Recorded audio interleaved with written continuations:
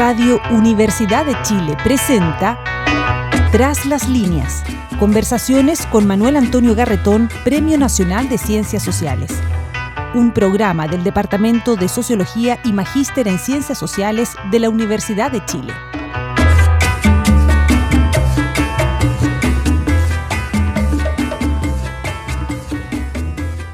Muy buenas tardes. Bienvenidas y bienvenidos a Tras las líneas, el programa del Magíster en Sociología de la Modernización y del Departamento de Sociología de la Facultad de Ciencias Sociales de la Universidad de Chile. Como todos los martes, estamos aquí para reflexionar sobre nuestra sociedad, nuestras vidas como colectivo, desde la perspectiva particular de las ciencias sociales. El programa de hoy será el último que transmitimos en este comienzo de año por la Radio Universidad de Chile, a la cual volveremos. Tendremos 2 programas más que serán transmitidos a través de YouTube, de Facebook y de nuestros podcasts, y entonces ustedes buscan Tras las líneas en estas plataformas, en podcast, en YouTube y en Facebook, desde el día martes próximo, el siguiente, y el martes subsiguiente, el programa final. En marzo volvemos a la radio de la universidad. Y ahora entremos en materia. Hay veces muchas veces, que no se considera dentro de las ciencias sociales a la economía. Sobre todo la economía trata de tener un estatus propio, distinto al de las ciencias sociales, que serían una cosa mucho más vaga, mientras que ellos serían la verdadera ciencia. Bueno, pero hoy hemos invitado, para hablar desde las ciencias sociales, incluyendo la economía, a una de las mejores economistas de este país, que ha estado en la discusión de políticas económicas en el último tiempo y también en el debate público político sobre los destinos de nuestro país en materia de economía, la relación entre economía y sociedad, puesto que ella ha formado parte de consejos asesores muy cercanos a las tomas de decisiones políticas actuales o futuras. Y se trata de Andrea Repetto. Andrea Repetto es economista, magíster en Economía de la Universidad Católica de Chile y es doctora nada menos que en el Massachusetts Institute of Technology, el MIT. Es Senior Fellow de la Universidad Adolfo Ibáñez y es profesora titular de la Escuela de Gobierno de esa universidad. Ha jugado papeles importantes en la dirección de fundaciones, del Consejo Fiscal Asesor del Ministerio de Hacienda y trabaja en una variedad de temas de economía, básicamente políticas fiscales, políticas sociales, en las cuales es una de las grandes especialistas, y en la interacción en un campo nuevo, en cierto modo, de la economía con la psicología.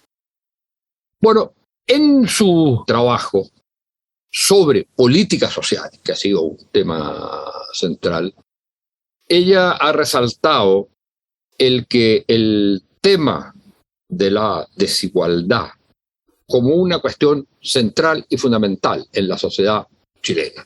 Uno diría desde el punto de vista no de economista, sino de sociólogo, politólogo, es una llaga de la sociedad chilena que tiene, digamos, es una herencia de mucho, mucho tiempo. Se habla incluso del modelo hacendal y de otras cosas. Y ella ha hecho una crítica muy interesante, ha mostrado, junto con otros autores, la multidimensionalidad de las desigualdades, es decir, que no basta con tocar un aspecto, porque no hay prácticamente ni un aspecto de la sociedad que no esté presente en el tema de la desigualdad. la educación, la salud, las pensiones, el territorio, la vivienda, el trato, las relaciones interpersonales. Todo ello configura un mapa de la desigualdad extremadamente complejo. Y eso fue lo que estuvo presente en el gran rechazo del estallido. Y todo lo que viene después es de alguna manera un intento, un proceso para generar una sociedad en que la llaga, el clivaje central de esta sociedad, que es la desigualdad en sus múltiples dimensiones, se da paso a situaciones en que nunca habrá la perfecta igualdad, pero en que haya ciertos focos que se puedan ir resolviendo. Pero lo que tenemos hoy es una sociedad estructuralmente desigual. Y eso implica, entonces, cambiar la sociedad, cambiar el orden social y económico. Y eso es un proceso complejo y de largo plazo, que tiene hoy día una dimensión importante en lo que es el proceso constituyente y que tiene una dimensión muy importante en lo que es el programa y proyecto de gobierno del presidente electo. Entonces, uno se pregunta, y es por donde yo quisiera partir esta conversación con Andrea, es cómo un problema de tal complejidad puede ser enfrentado por un gobierno que tiene la gran mayoría de la población, no así el Parlamento, pero que tiene una situación económica de partida extremadamente compleja para poder enfrentar el proceso transformador de una sociedad tan desigual como esta a una sociedad decente en esta materia. Andrea, muchas gracias por estar con nosotros. Muchas gracias a ti, Manuel Antonio. Tengo que partir diciéndote que yo me considero una cientista social, así que espero que nos anoten en ese lote. Y que, por cierto, los economistas tenemos que aprender a conversar mucho más con otras ciencias sociales. Y la descripción que tienes tú de lo que ha sucedido en el país requiere una mirada de las distintas ciencias sociales, sin ninguna duda, y por cierto, desde otras perspectivas también. Yo estoy muy de acuerdo contigo, porque si uno mira los famosos 30 años, si quieres lo podemos circunscribir a eso, en que ha habido avances desde el punto de vista económico sin duda, el PIB per cápita, la pobreza por ingreso, pero eso no fue suficiente o en algún minuto dejó de llegar a quienes debía llegar, o sea, de alguna manera dejamos sin respuesta demandas sociales que son muy sentidas por la ciudadanía. No hemos podido resolver las pensiones, 5, 6, 7 proyectos de ley en los últimos años, ya ni me acuerdo cuántos. Lo que dices tú de vivienda es muy cierto, la salud, la oportunidad en salud, las largas esperas que tiene que hacer mucha gente en el sector público esperando una cirugía. Mucha gente fallece esperando una cirugía, pero si tú estás en el sector privado te atienden rápidamente y puedes resolver tus problemas de otra forma. La segregación, todo lo que tenga que ver también con percepciones, que también son muy importantes, que decías tú, el trato, la sensación de maltrato desde el Estado, maltrato desde el abuso de los privados, maltrato entre nosotros mismos. La gente, en los estudios del PNUD hablan mucho de la calle, el trabajo, que son circunstancias en que las personas perciben maltrato. Y ahí está la demanda. Tú hablaste de desigualdad, yo creo que, no sé, los cientistas sociales de distintas áreas hablan de la demanda por igual dignidad, que es un concepto probablemente mucho que abarca todas estas ideas del fondo que nos estamos preocupando. Así es. Y lo que dices tú de la cosa económica, yo creo que hay dos cosas que se combinan. Está la economía, por cierto, y también está la política, porque mal que mal yo creo que el estallido social guarda relación con un sistema político que ha sido sordo a estas demandas, o por lo menos parece sordo, parece ser incapaz de responder y avanzar y conseguir acuerdos en estos distintos ámbitos de los que hablamos. La economía tiene, yo separaría así como la coyuntura y la tendencia. Nosotros tenemos un rezago grande para la aspiración que tenemos, esto que nos encanta mirarnos y compararnos con la OCDE. Uno de los primeros problemas, creo yo, es que tenemos un Estado relativamente pequeño.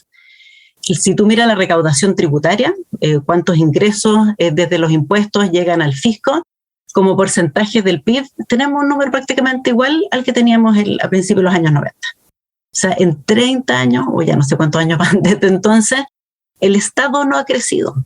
Es un Estado que no, por lo tanto, no puede hacerse cargo de esas necesidades crecientes que tiene una población en un país que va en un camino hacia el desarrollo. Ese fue el gran mito que generaron los economistas y filósofos neoliberales y los que estuvieron en una de las candidaturas, ¿no es cierto? Precisamente que el Estado era demasiado grande, cosa que no es cierto.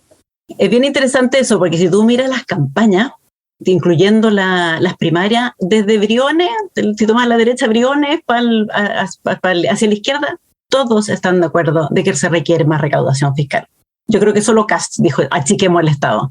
Hay un reconocimiento, ya esto es como tan evidente, en algún minuto se volvió evidente para todos, hay un reconocimiento de que nuestro Estado es pequeño. Podemos discutir si son 3 puntos del PIB, 8 puntos del PIB, qué sé yo, pero con lo que tenemos, con las capacidades estatales hoy día, no podemos responder a esas demandas. Y también se entrelaza con eso qué tipo de recaudación tributaria tú tienes. Nosotros, comparados con el mundo con el que nos gusta comparar, tenemos demasiada carga en lo que se llaman los impuestos indirectos, el IVA en el caso de Chile. Las personas de menores ingresos proporcionalmente ponen más de sus ingresos que los más ricos, y es una anomalía en términos internacionales, pedirle a la gente de menos recursos proporcionalmente que ellos lleven la carga. Tenemos muy pocos impuestos de recaudación desde las personas, sobre todo las personas de más altos ingresos. Por distintos motivos, las exenciones, todas estas ventajas tributarias y esos espacios que pueden utilizar hacen que se recaude menos de lo que se debiera, de lo que dice el papel o lo que la expectativa que uno tuviera si uno pensara en el espíritu de la ley propiamente tal. Hay unos estudios de Michelle Horrat con Tasha Fairfield que muestran cómo mientras tú te vas escalando en la distribución de los ingresos, vas pagando una tasa con proporción de tus ingresos que es más pequeña. O sea, el 0,1% paga menos que el 1% más rico. Y el 0,01%, que es un grupito así de este porte de personas, en la distribución del ingreso paga aún menos. Tenemos problemas muy graves ahí. Entonces, no recaudamos lo suficiente, no utilizamos los impuestos para redistribuir, todo lo contrario, y tampoco utilizamos la política social, que lo que decías tú recién, que es un poquito más mi ámbito. No utilizamos la política social tampoco para apoyar el despliegue de las capacidades de las personas. Una eso política básicamente social. por el tema de la focalización, ¿no es cierto? Según lo buena parte es eso.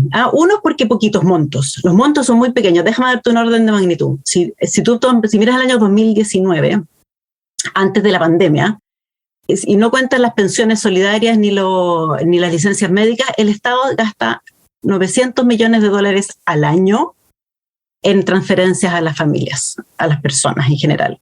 Compáralo con el IFE universal, que eran 3.200 millones al mes. O sea, 900 al año versus 3.200 al mes. No había nada prácticamente. Y luego, como dices tú, muy bien está focalizado. Muchos programas están focalizados en grupos pequeños, no solamente el 40%, que es lo que hace el Registro Social de Hogares. La subvención escolar preferencial es al 33%. La mayoría de los niños no está cubierto por la subvención escolar preferencial.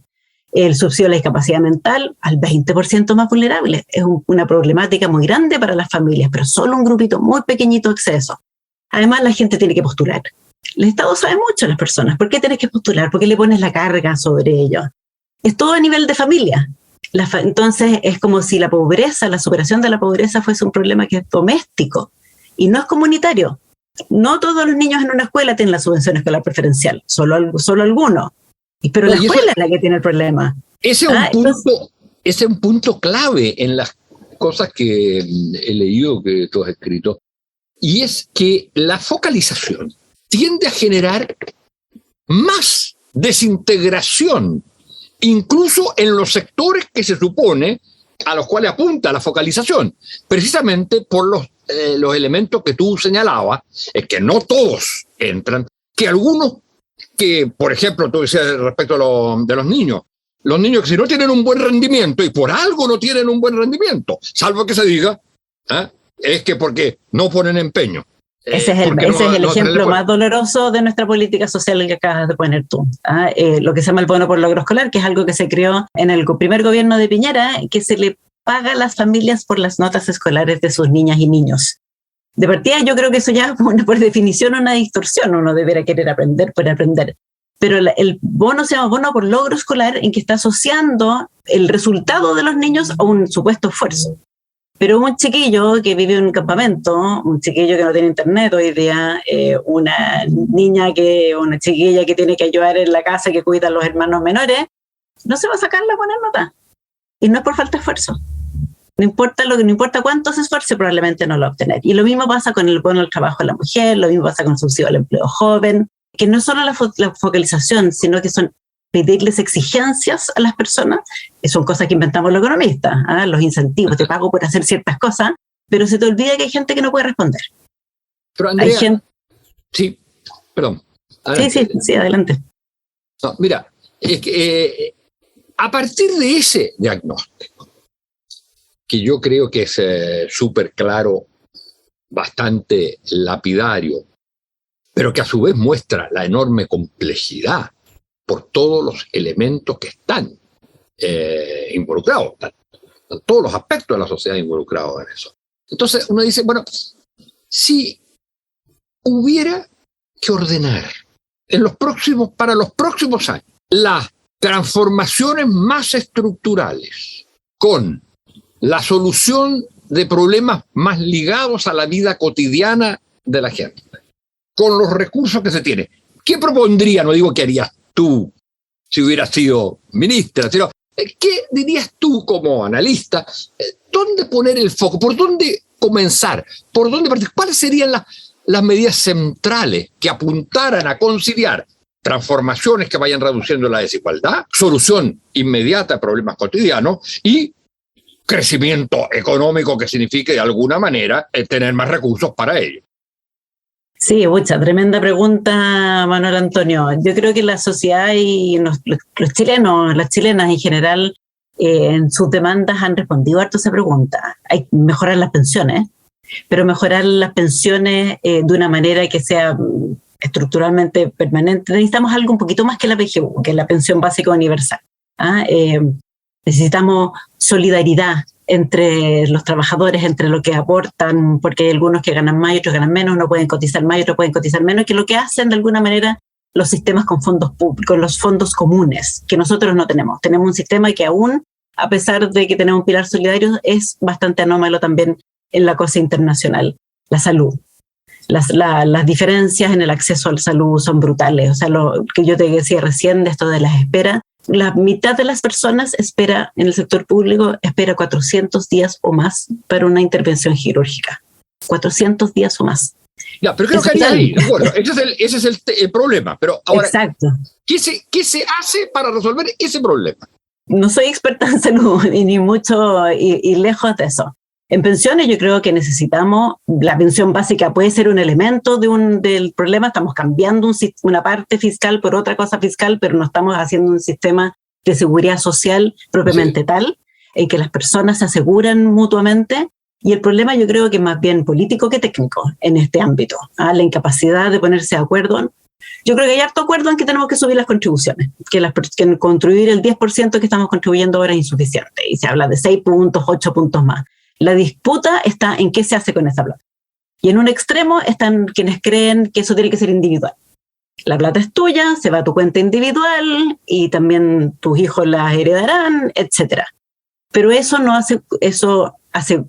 seguridad, porque si tú tú enfrentas el riesgo de no poder cotizar por tus circunstancias de vida, perdiste. O sea, eso no es una solución para tus pensiones. Y en el otro extremo está, bueno, ponemos todo en un fondo común y vemos de qué manera lo repartimos. Yo creo que hay grados y entre medio, el fondo común creo que es lo apropiado para poder echar a andar eso. Y además, gracias de eso, Manuel Antonio, que no requiere recursos fiscales. Es pragmático, porque se hace sobre la base de las cotizaciones de los trabajadores. Que es una especie de impuesto, estoy de acuerdo, pero si yo pongo en algo, entro a un contrato social en que yo voy a participar, todos van a participar en este contrato social y que nos van a dar apoyo cuando yo lo necesite.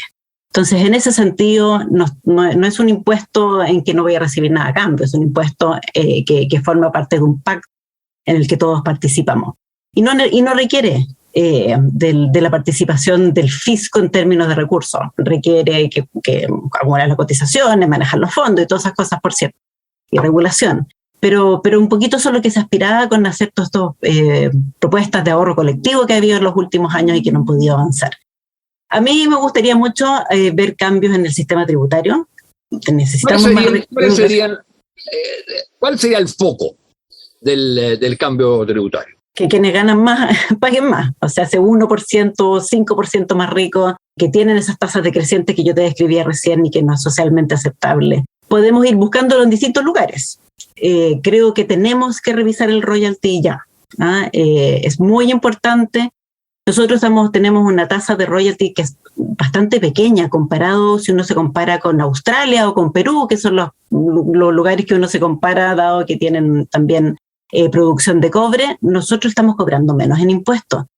Y lo que hace el royalty es reconocer que todos los chilenos somos dueños de ese mineral y estamos aportando y estamos poniendo a disposición nuestro patrimonio nacional para esa minería. Por lo tanto, el Estado, o sea, los chilenos, a través del Estado, tienen derecho a esa retribución y nosotros no la estamos pidiendo.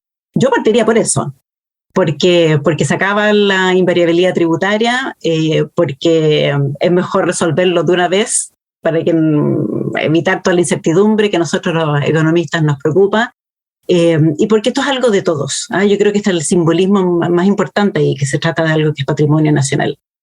Revisaría el impuesto a las empresas, revisaría las contribuciones de los bienes raíces de mayor valor, está toda esta discusión sobre las exenciones.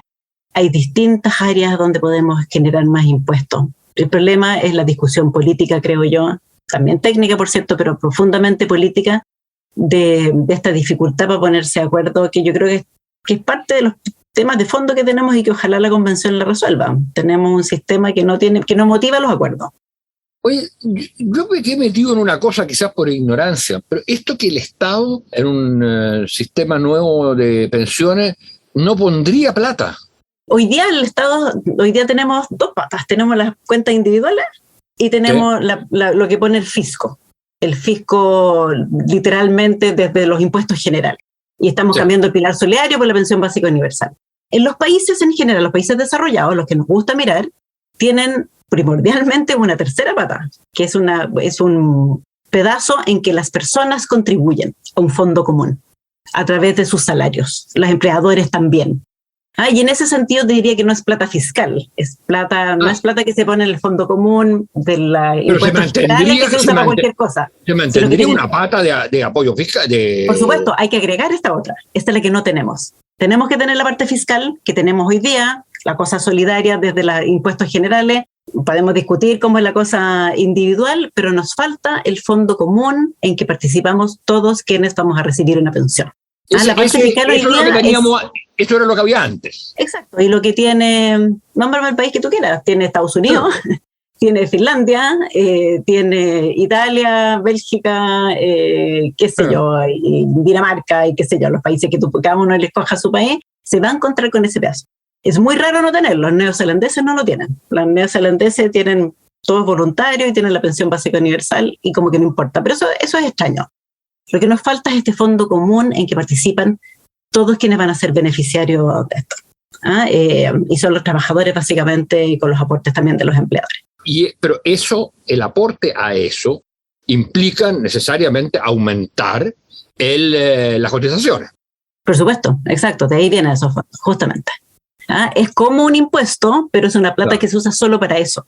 Los impuestos se pueden usar para cualquier cosa, esto es solo para pensiones, es un trato social de los trabajadores, los empresarios, los empleadores, y participa también el Estado, por supuesto, para tener buenas pensiones y dar dignidad en la vejez. Oye, ¿y cómo ves este otro debate que ha estado muy presente, que es la crítica al modelo de desarrollo que se le llama extractivista, y por lo tanto las posibilidades? ¿Y qué posibilidades hay? O sea, ¿qué consistiría un modelo distinto y que sea de crecimiento y redistributivo a la vez? ¿Y qué posibilidades hay de empezar a instalar este nuevo modelo de desarrollo sustentable, en fin, en un periodo tan corto como este periodo presidencial? ¿Tú ves alguna importancia, por ejemplo, que eso quedara planteado en la Constitución, en la nueva Constitución? A ver, yo me imagino que para llegar a los 2/3 en la convención y que puedan ofrecer, ponerse de acuerdo ellos con 2/3 y ofrecer algo que la ciudadanía pueda aprobar, yo me imagino que van a tener una constitución bien europea.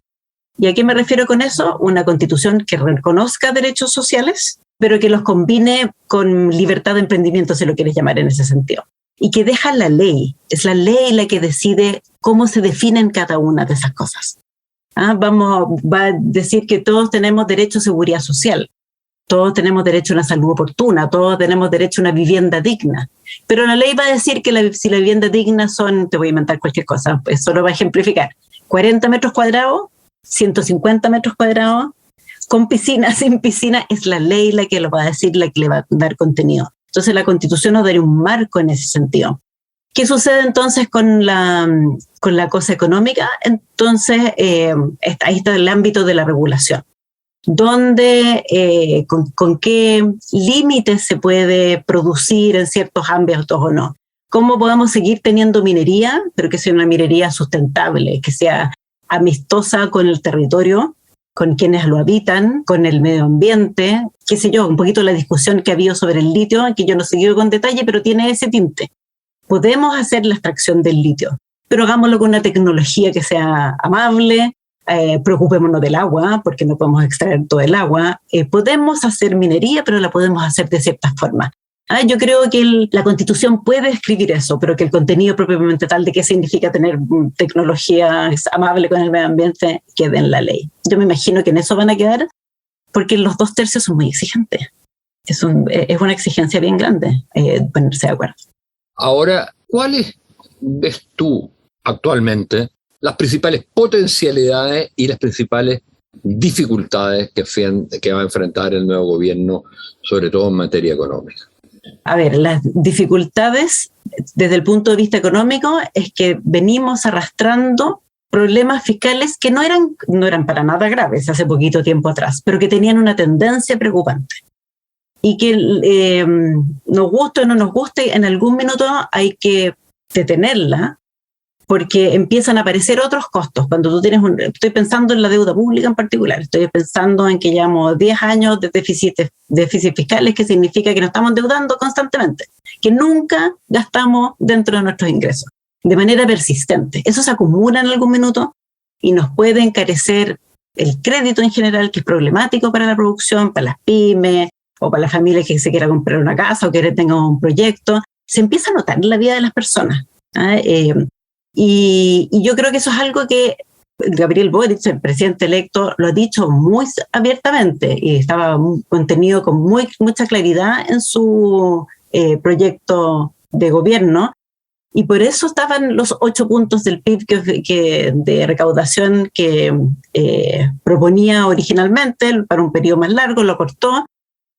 Reconociendo que necesitamos hacer más cosas, necesitamos atender salud, necesitamos vivienda digna, pero también tenemos que hacernos cargo de estas dificultades macro que se han ido acumulando y que aumentaron, pero ya escandalosamente en el último año. El año pasado, entre el IFE universal, todo lo demás, se fue un poquito de las manos. Lo que está haciendo ahora el gobierno con la pensión básica universal, de proponer un gasto pero no tener los ingresos, le está dejando el problema a los gobiernos que vienen. No está asumiendo el problema ahora. Se va con el gasto hecho y no con los ingresos suficientes para ello. Entonces eso yo creo que es el desafío económico más grande, que viene con un desafío político. De un Congreso que no está a su favor. El Congreso está bien fragmentado, no hay una mayoría, va a haber muchas oposiciones, no va a haber una sola oposición. Entonces, si lo quieres poner en términos positivos, como lo hace el presidente electo, esto es una oportunidad. Es una oportunidad de diálogo, dice él. Vamos a ir a crear un gran pacto social. Y sabes que si lo hace bien en esos términos sería muy bueno, porque significa que sí se puede conversar, que sí se puede avanzar y que sí se puede establecer pactos que son mucho más amplios de lo que va en el Congreso del minuto. Porque fuiste a conversar no solamente con por darte un ejemplo, las comisiones de las pensiones son todas técnicas siempre, eso no te sirve. Tiene que ser técnica, tiene que ser política, tiene que ser social, tienen que estar los dirigentes del trabajo, tienen que estar los dirigentes empresariales, porque todos se tienen que poner de acuerdo y llegar a algo con eso al Congreso y ofrecerse. si Gabriel Boric logra echar a andar esa nueva forma de discutir los problemas en este país, o por lo menos para los grandes temas, que yo creo que son al menos pensiones e impuestos, va a ser un gran avance para el país. Bueno, yo creo que esa nota optimista es muy importante precisamente porque hay unas enormes dificultades, pero hay una posibilidad y que tiene que ver finalmente con aquello que se ha desacreditado tanto, tiene que ver con la política, con la capacidad política de, no solo del presidente que sin duda la tiene, pero con la capacidad política que tengan también los otros sectores sociales de entender que estamos hablando de una comunidad, de un país, y no de una suma de intereses. Bueno, desgraciadamente hemos llegado al final del programa. Muchas gracias, Andrea, por esta visita, por habernos ofrecido tu visión sobre los problemas económicos del momento y del futuro. Muchas gracias. A ti, Manuel, muchísimas gracias. Que estés muy bien. Y les recordamos a nuestras auditoras y auditores que este ha sido el último programa que transmitimos por la radio, pero que continuamos durante el mes de enero, los días martes, en nuestras plataformas de Tras las Líneas, en los podcasts, YouTube y Facebook. Hasta entonces, hasta el próximo martes. En marzo volvemos a la radio de la universidad. Radio Universidad de Chile presentó Tras las Líneas. Conversaciones con Manuel Antonio Garretón, Premio Nacional de Ciencias Sociales. Un programa del Departamento de Sociología y Magíster en Ciencias Sociales de la Universidad de Chile.